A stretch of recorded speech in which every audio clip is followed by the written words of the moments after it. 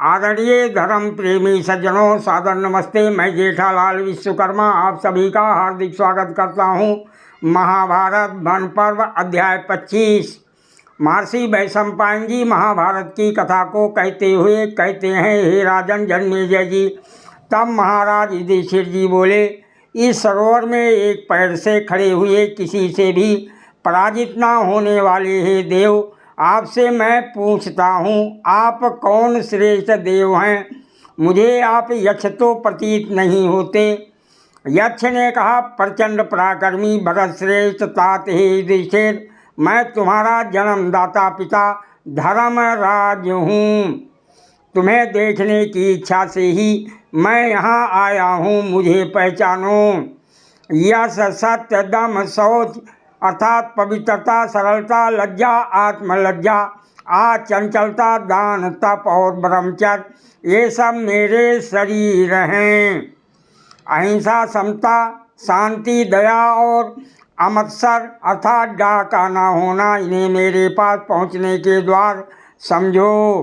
तुम मुझे सदा प्रिय हो।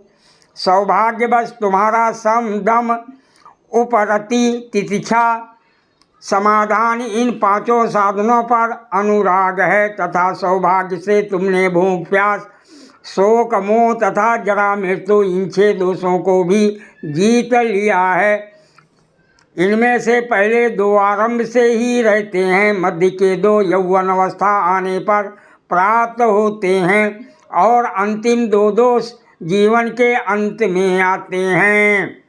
हे निष्पाप राजन, तुम्हारा कल्याण हो। मैं धर्म हूँ और तुम्हारा व्यवहार जानने की इच्छा से ही यहाँ आया हूँ। तुम्हारी दयालुता और समदर्शिता से मैं तुम पर प्रसन्न हूँ और तुम्हें वर देना चाहता हूँ। हे पापशून्य राजेंद्र, तुम मनोअनुकूल वर मांग लो, मैं तुम्हें अवश्य दूंगा। जो मनुष्य मेरे भक्त हैं उनकी कभी दुर्गति नहीं होती। युधिष्ठिर बोले, हे भगवान, पहला वर तो मैं यही मांगता हूँ कि जिस ब्राह्मण के अग्नि सहित मंथन काष्ठ को लेकर मृग भाग गया है, उसके अग्निहोत्र का लोप ना हो। यक्ष ने कहा, हे कुंती नंदन महाराज युधिष्ठिर, उस ब्राह्मण के अग्नि सहित मंथन काष्ठ को तुम्हारी परीक्षा के लिए मैं ही मृग रूप से लेकर भागा था। महर्षि वैशंपायन जी कहते हैं, इसके पश्चात भगवान धर्म ने उत्तर दिया कि लो अग्नि और मंथन काष्ठ मैं तुम्हें दे ही देता हूँ।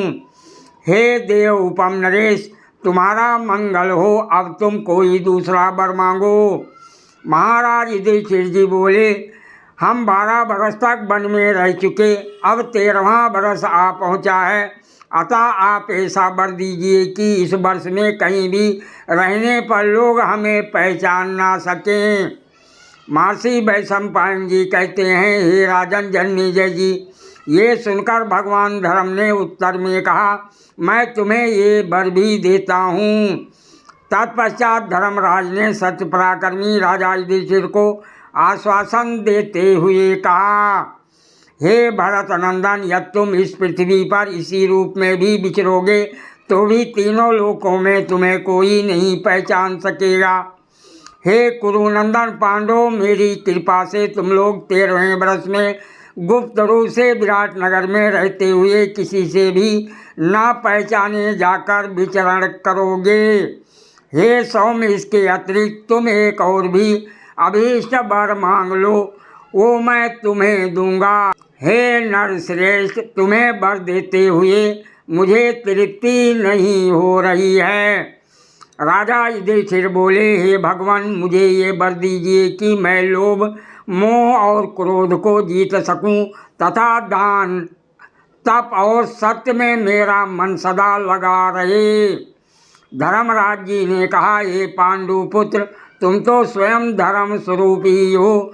तुम इन गुणों से स्वभाव से ही संपन्न हो, फिर भी तुम्हारे कथनानुसार तुम में ये सब धर्म बने रहेंगे।